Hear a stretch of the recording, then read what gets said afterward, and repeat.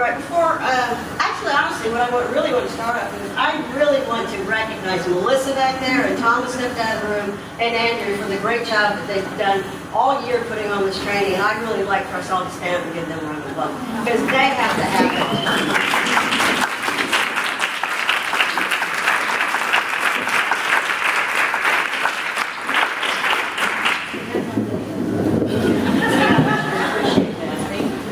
And also I want to acknowledge the speakers that came before me. They did a really wonderful job, and I know that they imparted a lot of information in a lot of areas that you need to know about in order to have a successful volunteer management program. So let me give you a little bit of history and the background of what we did. I actually came to United Way, it would have been 3 years ago exactly that I got there. And the reason I was hired originally was because of the BP oil spill. And the powers that be in the state of Florida had called over here to the coalition, the nonprofit leaders, and said, what do you need?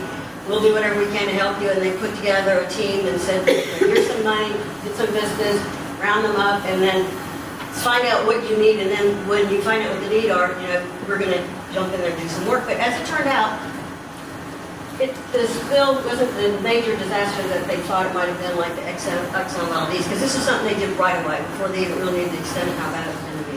So I was a visitor there for about the first 5 or 6 months, and we did some stuff with the oil spill, but we weren't really productive. It wasn't a good productive use of our time. So as the group, as the team that I was on, there was, I think that we started with about a dozen. About 6 months later, we drilled down to about 6 of us. And we decided to focus on a different problem that in the community that we could really address, that was something that was a critical need here. And we thought, well, why don't we work on just volunteerism in Pensacola, because at the time there wasn't anybody doing that. And so what we did as a team, and I also want to dedicate this, looks like Dee Dee left the room, but she was really instrumental in helping us get started. What we did is we had the team got together, and United Way brought in Dee Dee to be a mentor to us. And we actually got a crash course in volunteer management. And she was our mentor through that, and maybe it's the first month or so. And what we did was we decided we were going to put together this toolkit, which is really a resource tool. And it's got, I don't know, it's maybe 200 pages worth, that we researched and found resources. And we didn't reinvent the wheel, but we gathered information from any source that we could find. We scoured the websites. And we talked to a lot of people about, their volunteer needs and everything. We put this toolkit together that has really just about everything you need from soup to nuts to be able to start and manage a volunteer program. In the back, there's all the templates and forms you could use. They're an editable form. And this whole book actually is on your thumb drive. So you have access to the whole book. And I believe even, I'm going to show you the table of contents in here. And I'm going to take you like a little tour inside this toolkit so that you can see the great resource that you have at your fingertips, at your thumb tips actually, I should say. And then as part of the program, we're actually going to become sort of a volunteer management consultant firm, if you will. And what we did was we actually marketed ourselves to the nonprofit organizations and went out to the different organizations that invited us in to their offices, and we did an assessment on them to find out what areas in volunteer management they were strong in and where they were weak at. And then we would go back and actually put together an implementation plan that they could follow in order to raise their scores up a little bit. So for the second half of my presentation, we're actually going to take part of the assessment test, because I know if you're like me, and you are, and I sit in those chairs every month and I get this great information on, I want to go do that, I want to do that, and then I go out the door and back to reality, there's not enough time to actually dig out and really do some of the stuff that that you like to do. So we're going to actually spend some time taking the test, and I think just by taking that test, you're going to have some light bulb moments. And that happened every time I went out and consulted with some of the nonprofit organizations. So what we did when we started putting this book together, we looked at the different areas for nonprofit management, and we broke them down into we call them the 6R's. And they're, as you can see, research, recruitment, retention, recognition, review, and reflection. And when I go through it a little bit, you'll see that under recruitment, we actually put in there 2 other aspects. They didn't start with an R, so we decided to tuck them in somewhere. We like our alliteration, So orientation and training are very, very important aspects of a volunteer management program. So we stuck them under recruitment. Although most of these things will flow from one to the other, the truth is we could have put the training and orientation parts up under the retention section because those could be considered a way to retain your volunteers. So we're going to start off with taking just a little bit of a look inside the research section. And the research part of a volunteer program is really the work that you're going to do before you start a volunteer management program. I know that many of us in the room already have a volunteer management program, but you would probably do well to go ahead and go back through the section because there's a lot of things you may have missed and that you don't realize that you're not doing. Look inside the table of contents. Oops, really sensitive, isn't it? So some of the things that they have in there would be like the volunteer position roster, and there's a sample of it right here. Now, this is a sample of the kind of forms that are in this book in the back, so you can take them and customize them. They're all editable. This one particular shows you how you would write down what your unmet need was for the volunteer. So in this particular case, they needed a front desk receptionist, and what's the position title, who they report to and how many hours they are going to be working, and then maybe you need 4 of them in a week, and then you'll have how many you feel. It's a way to keep track. And keeping track of what you're doing in your volunteer program is a good way to find out where you're failing and then where you're succeeding. One of the other types of things that you'll find in this template is the position description template. And you know, many of the presenters earlier talked about position descriptions, and how many people don't really have them in the organization because you think, well, I know what I need my volunteer to do. So, you know, you think it's in their head, but you really need to put it on paper and put it into an actual written form. So anyway, there's a template in there, and you'll find it that you can just fill it in. If you need some help doing a position description, you can take this and just kind of fill in the blanks, whatever works for you. There's also a sample of a position description in the actual toolkit, which here's a sample of one right here that you can, if you look on your thumb drive in this actual toolkit, you'll be able to pull that out. If you guys are thumbing through your handouts, it's not in here. It's in this huge 200-page book or whatever, so you know you're not going to find it in there. But that's just an idea of what's inside this toolkit. One thing that I wanted to call to your attention is this section about the benefits to the volunteer. You know, we bring our volunteers in and we know how they'll benefit your organization. And during the research section, and it's in this toolkit, it will direct you to, you know, talk about and write down the reasons that your volunteers are there, what they're going to do to help you. But it's also important to find out for yourselves how you can benefit them. And then these kinds of things are what you can use to actually recruit your volunteers. So there's a section in there where you can work with that kind of information in order to use that. You can use that to write a simple wanted ad or put it in the bulletin. What is this person going to get from volunteering for your organization? So we'll move on to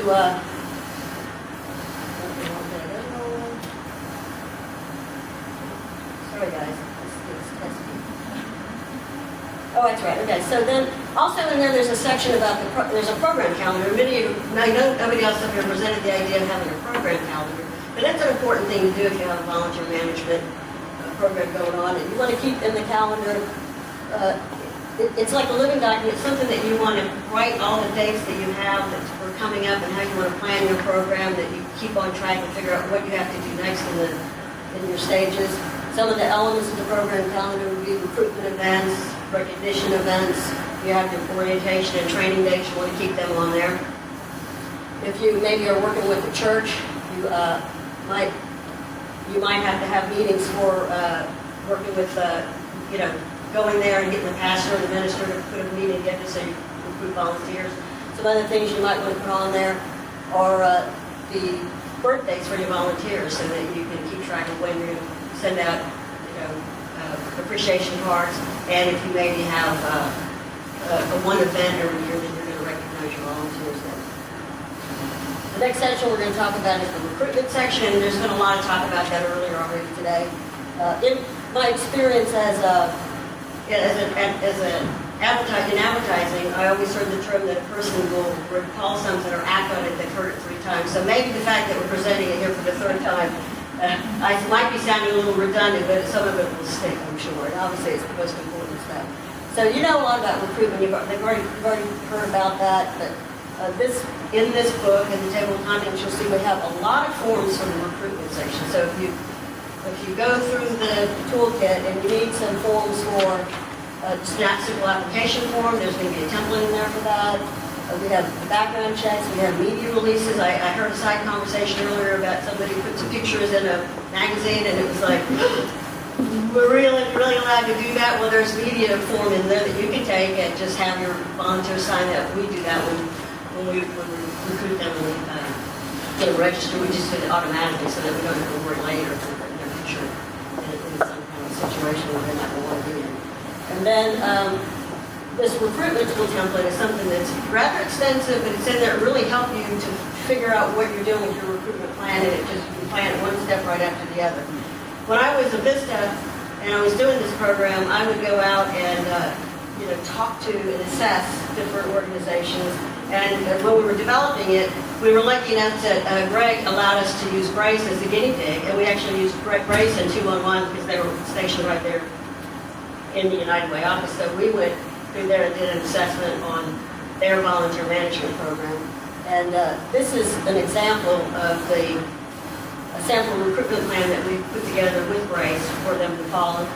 And so they have the mission statement in there. Further down, it's got who's responsible for doing what tasks in the recruitment process. Now, not in the Brace and what they do as Brace, but this is just how they're recruiting their volunteers. Have a goal, and some of their goals that have to be in there, like partnership, increasing their organization partnership to 500, train 15 CERT instructors, and attend 20 outreach events. And then in the middle it says how they can measure that outcome. They're using a database and different things, and then the tools that they'll use.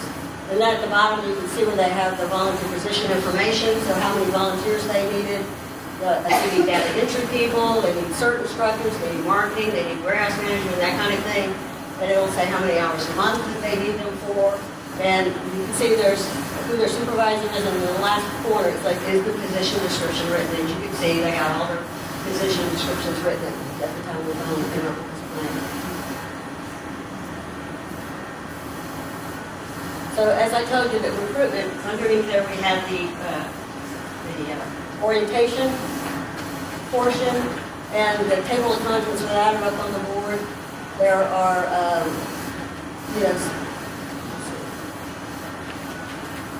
there's the introduction to what an orientation should be. There's different methods for orientation depending on what kind of a program you have.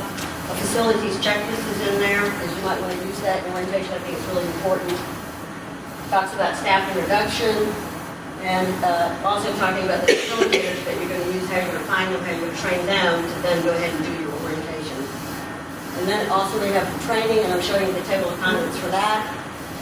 We have the introductory training, the difference between orientation and training, different training methods, defining your training needs, developing a lesson plan, and there's an actual lesson plan template in there and a sample lesson plans that are like, what does she mean by a lesson plan? What do I need to do for training? Well, that's in there, so you don't have to go looking.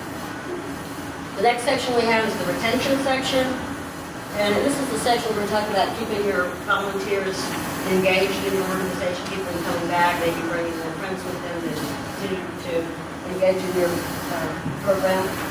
A look at the table of contents there. There's a section about avoiding problems between staff and volunteer, and I think some of our presenters earlier today had kind of touched on that. You don't want to have any friction there, or have anybody think somebody's coming in to take their job. That's kind of a reality.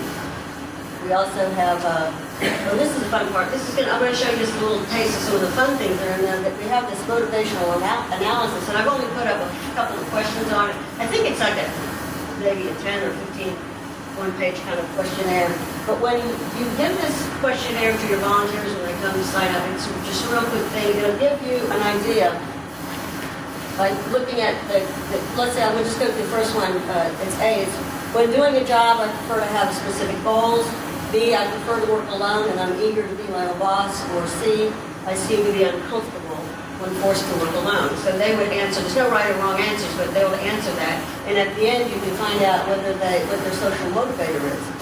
So if there's somebody that has a need for achievement, there's somebody that actually enjoys working alone. And that's somebody that you're going to maybe put on a job that, you know, in the backroom stuff and envelopes or something, but you're not going to make them get out front of in a group and try to be the leader or something like that. So you're not going to place them in the wrong spot.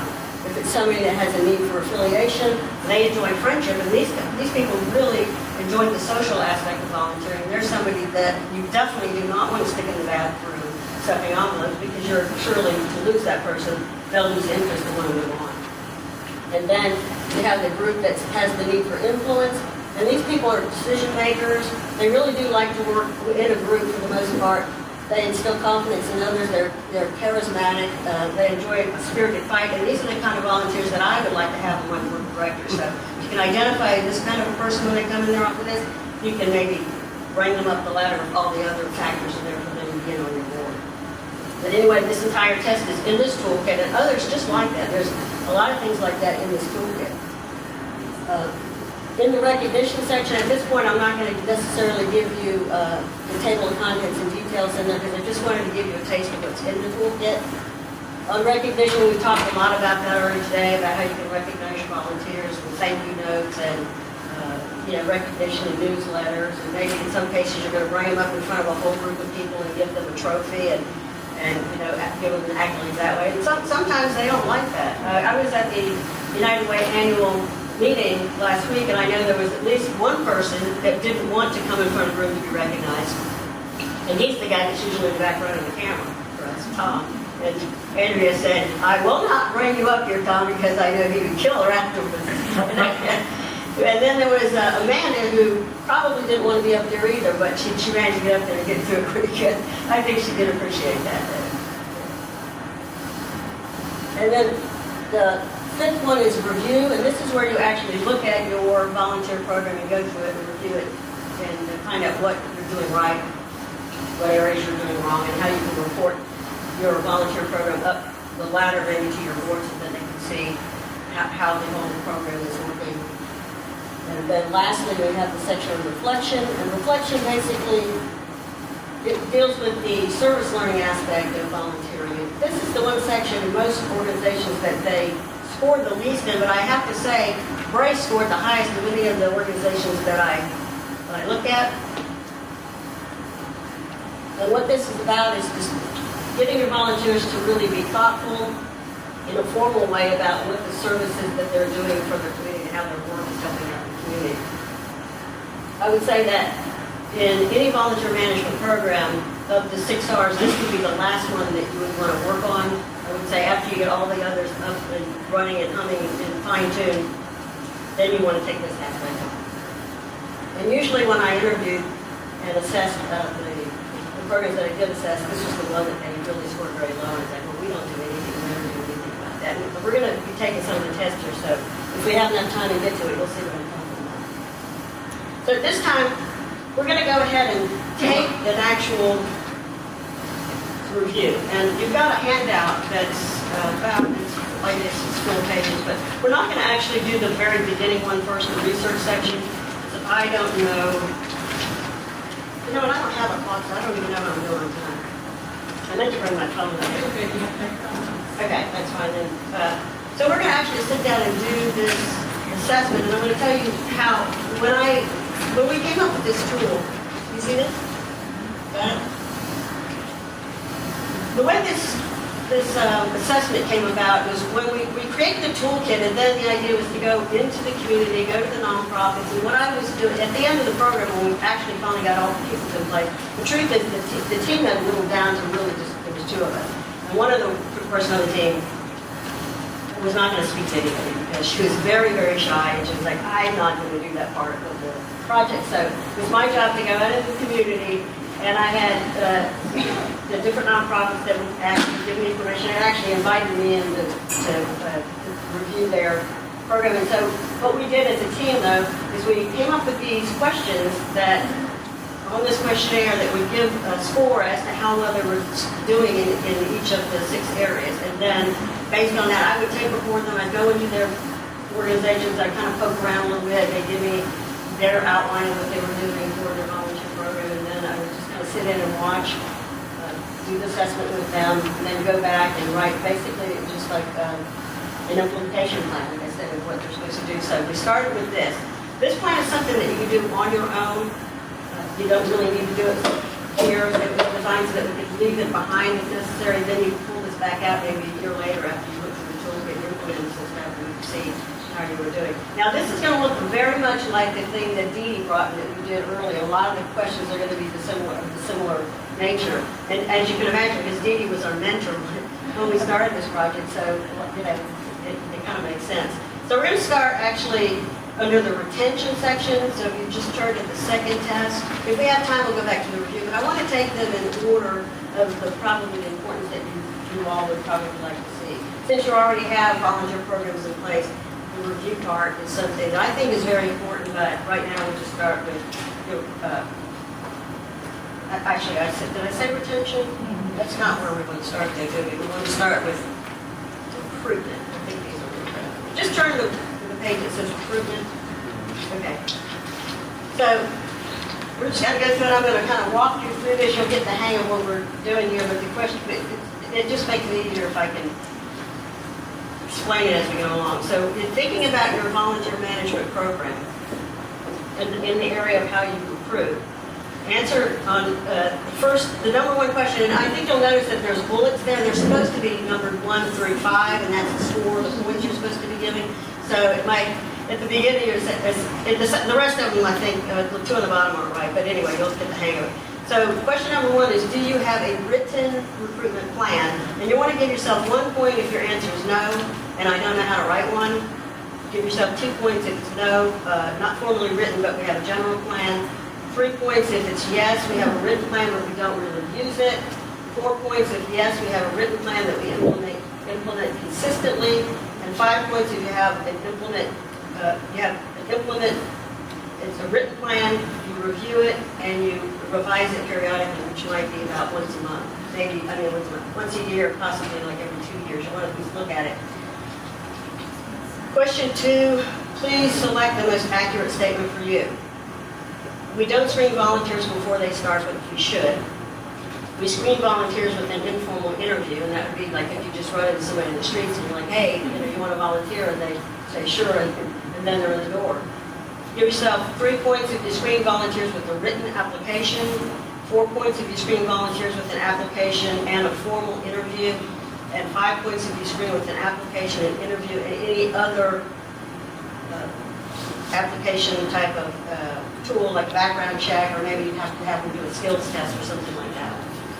Question 3, do you know your organization's volunteer needs? Like how many volunteers you need, how much time they need to be working.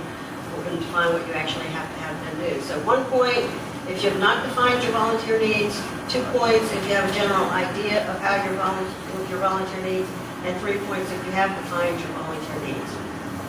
Question 4, please select the most accurate statement. I have no idea how volunteers benefit from serving with us. 2 points, I don't talk to volunteers about we don't talk to them about how they benefit from serving. 3 points if you talk to your potential volunteers about the benefits of serving, and I kind of had highlighted that a little bit earlier about the benefits that they get from serving with you. And 4 points, if you develop that benefits list and you use that actually to recruit the volunteers, and that was something that I highlighted when we were talking about that recruitment section.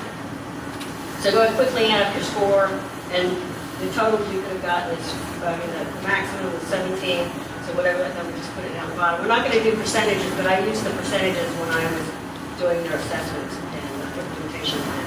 So question number 5, orientation. Do you have a written orientation plan?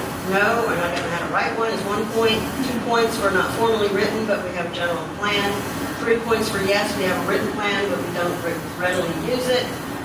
4 points for yes, we have a written plan, but implement consistently. And 5 points for yes, we have a written plan, and we follow it and we revise it periodically. And then under training, it's pretty much the same thing as the orientation. The question is, do you have a written training plan? 1 point for no, 2 points for not formally written, which you have a general idea. 3 points for yes, we have a written plan, but we don't really use it. And I have to tell you that when I took over the leadership at Learn to Read, this yes, we have it, but we don't use it, was true. You know, it was like, yeah, we have it, we don't know where it's at. It's somewhere, there's something here somewhere, but we don't know where it's at. And I imagine that if it's happened to me, it's probably happened to other people. 5 points if you have, or 4 points if you have a written plan and the trainers use it and follow it, and 5 points if it's written, it's followed, and it's revised on a periodic basis. So go ahead and put your points there, 1 through 5. And then we're going to move on to, you're going to turn to the retention page. And this story is about your long-term volunteers, not so much short-term, but there'll be some aspects of that. Do they return and they complete their service projects? So question number 1, do you provide an office tour and staff introductions to your volunteers? 1, if it's not a formal tour, but you show them around. 2 points, yes, we introduce them to the supervisors and show them a workspace. And 3 points, if you bring them through the building and make sure they meet everyone. Question 2, do you ask your volunteers about their preferences, interests, and motivations? 1 point, if the answer is no and you don't know how to do that. 2 points if yes, we talk about their preferences, interests, and motivations. 3 points yes, if you have a tool to capture their preferences. And in this case, I'm referring to the motivational analysis that I had put up earlier. Tools, there are others like that, but if you use that and you have an idea of what they want, so if you're using that, then you give yourself 3 points. If you're using that tool and you actually use it to actually assign them, it's one thing to take it out and take the test, but it's quite another thing to actually use the results to place them. And then 5 points if you do use the test and you use it to revise your positions and you place people in the proper assignments. Question number 3, how do your staff and volunteers interact? Number 1, we don't think they have a reason to interact, which probably should be a 0, to be honest with you. I don't know why we have a 0 on that one. But 2 points if they interact informally on occasion, which is kind of like you walk down the hallway and say hi to somebody. It's along those lines.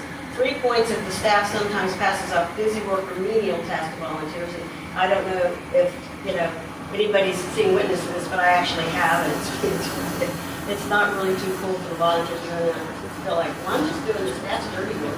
This is the work they don't want to do. We want to avoid that. You give yourself 4 points if the staff is actively supports the volunteers on their projects, so they'll engage them if they need any help, they'll tell them, what can I do to help you, or show them something if they need some help. And then 5 points if the staff and the volunteer work together and they know that they're part of the same team. Question 4, do you track your volunteer hours? 1 point if your answer is no. How do we do that? 2 points if no, but I have a general idea when the volunteers serve. 3 points, yes, we have a sign-in and out sheet, but it's not always used. 4 points, yes, we have a timesheet that's used consistently. And 5 points, yes, we have a timesheet that's tracked and utilized in recognition. And this would be a case where you're going to maybe use that Presidential Service Award to track your volunteers' hours. I can't say enough about that volunteer recognition tool because it's a really nice tool to use. If you're tracking your volunteers' hours, then it's really easy to input that into the database, and when they reach a certain number of hours, you can recognize them in a really meaningful way, I think. Question 5, please select the most accurate statement. I have no idea how our volunteers' work impacts the community. 2 points, I know the community impact of their work, but it's not formally shared with the volunteers. And 3 points, we share with volunteers how their work impacts the community. So it goes back to the story that one of the presenters, Sherry, talked about how the volunteer was sitting there cutting something for the car tickets or car tags, and she didn't look happy after the 150th or whatever. And then when she said, okay, this is what your work is doing, this is how it's going to benefit somebody else, then she happily cut some more. So you've heard the story about that. If you got people in the bathroom stuffing envelopes, it's really nice if you can make sure that they understand what the benefit of what they're doing and the information they're putting in that envelope is going out into the community, and the money and the donations and the other volunteer hours and work that comes back to the community, so that they can really feel engaged in what they're doing with what they might consider to be an menial task. That's not to say that they're not happy doing it. I mean, a lot of people, that's all they want to do. I just want to come in and put in my hours, stuff some envelopes, do that kind of work, and then go home. And then question number 6, do you provide volunteers with feedback on their performance? 1 point if no, not really. 2 points if we tell them when they do something wrong. 3 points, we tell them what they do well. 4 points, yes, we tell them what they do well and what they can improve on. And 5 points, we formally and on a regular basis ensure feedback on positive performances and on areas for improvement. So that would be kind of like the performance review that we do at the end of the year. So go ahead and score up your total for that page.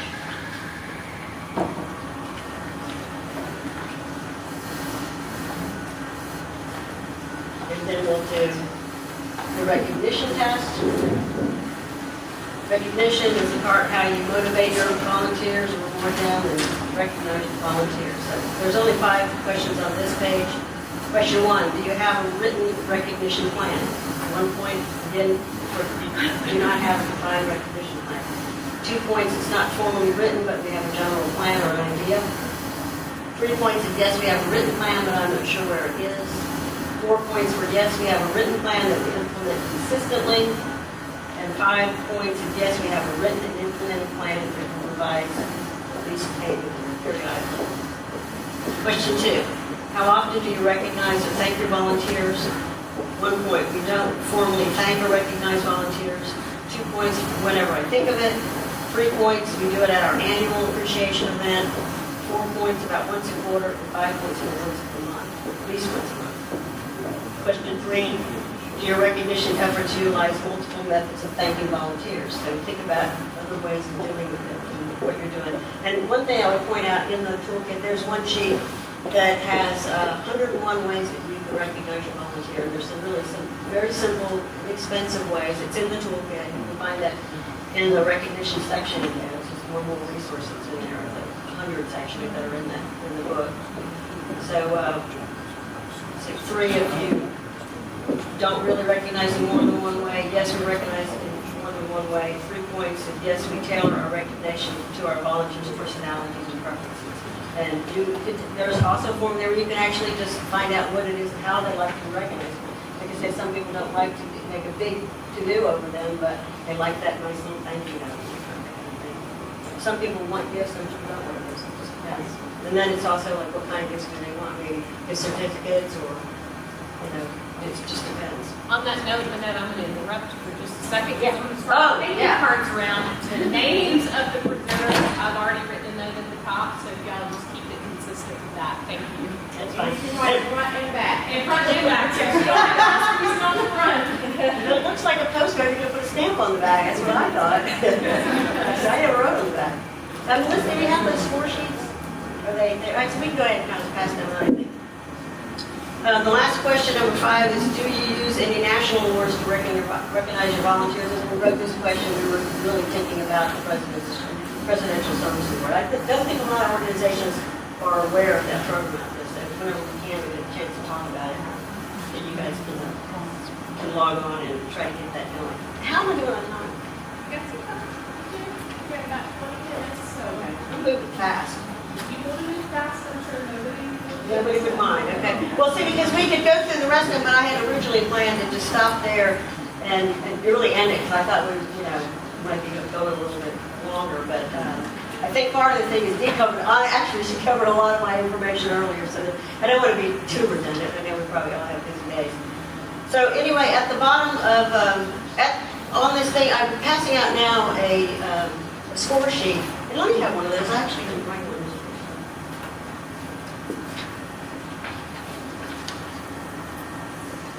So as when we were doing the VMRT program, I would take this score sheet and then I would score up whatever the organization's scores were on there. And from there is where I would write an implementation plan. And I believe I'm using Bryson as an example here. When I interviewed them for their volunteer management program, you can see the scores that they got. And as I showed you, like on the bottom on the reflection, they scored really high. That wasn't their highest score. They scored the highest in the retention. And but by looking at that, you can see that their orientation was low and their training was low. And of course, this is done just based on this one particular questionnaire, because we did some interviewing and talking a little bit more about what was going on.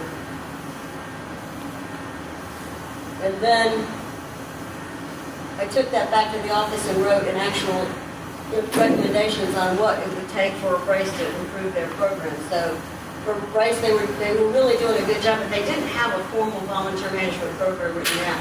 I'm not sure if you completed that yet or not, but in there, and these aren't all of the observations, but for like research where they scored 54, it says that Brace was doing a good job of letting volunteers know how they fit into the organization, and then there was a couple of just small tasks that they could do to improve their program, in which case, the first one was to make a list of all possible uses for the volunteers. And as you can see in the form that I showed you earlier, they had actually done that by then. So this is the number of volunteers we need. This is how long we need them for hours per week and who they're going to report to. And they really solidified their need at that point, which must make it much easier to know where you're at in your volunteer program. In recruitment, they scored a 41, so we told them they should probably do well to write a formal volunteer recruitment plan and design a screening checklist for all volunteer positions, including their future needs. And then, in this case, the way our program works, we're actually on standby to help them do that. But the truth of it is, my visit year service was over right when I got out. I think I probably did about 6 or 7 of these assessments, and then was writing the implementation plans, and then unfortunately my year of service was over, but I tried to get as many out as I could, and it ended up being up to that particular organization to implement the recommendations that were made. This is one of the forms that are in there. It's an actual implementation plan form. This is like a sample of the one. I'm sorry that you can't read it. I really didn't intend for it to be read, but it's the one that we did for Brace. But I just wanted to show you a sample of what's in the toolkit, and that's mainly what I wanted to do, show you that there's a lot of stuff in this toolkit. I really just gave you kind of a really brief outline. I touched on tiny little pieces that were in there, but I'm hoping that I showed you enough of what's in there that you could realize the value of this tool, and that when you do get time, and you go back to your organizations, and maybe if you run into a volunteer management problem that, really I think probably half, if not all the answers that you'll need will be in this toolkit right here. Do I have any questions?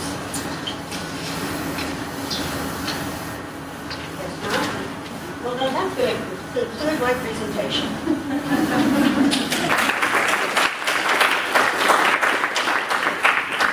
Thank you, Miss Manette. You're welcome. So, Like killing a while. you did great. You did wonderful.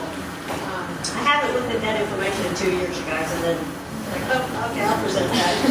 Last 6 years of teaching people to read, and Don't be calling these folks morning, but I may call them. plenty of time, plenty of time. You can switch it. Do I need that, or are y'all okay? I don't usually need that at all, so I will just assume I don't. I have a couple of things that I wanted to share with you from a recent conference that I was at.